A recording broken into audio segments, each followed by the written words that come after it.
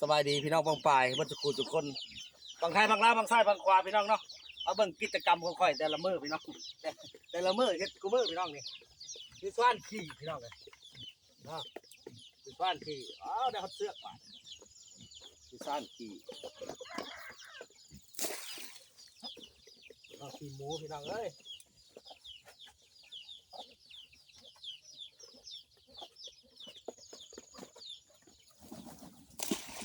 ชีวิต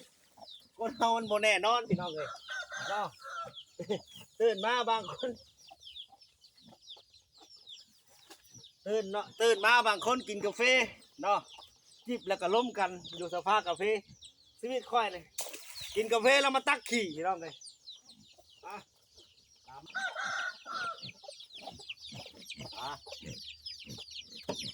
ขี่สูงแค่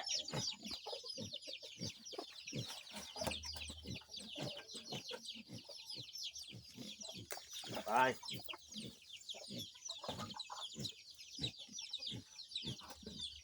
กินเองมานอนแบบสบาย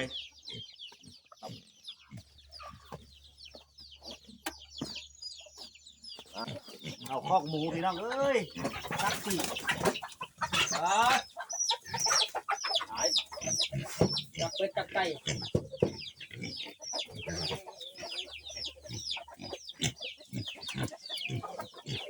จังซี่นะพี่น้องเอ้ยชีวิตข่อย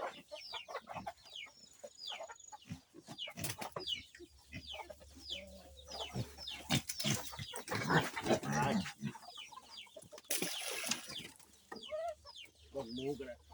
ยังครอบสุดท้ายบ่ได้พี่น้อง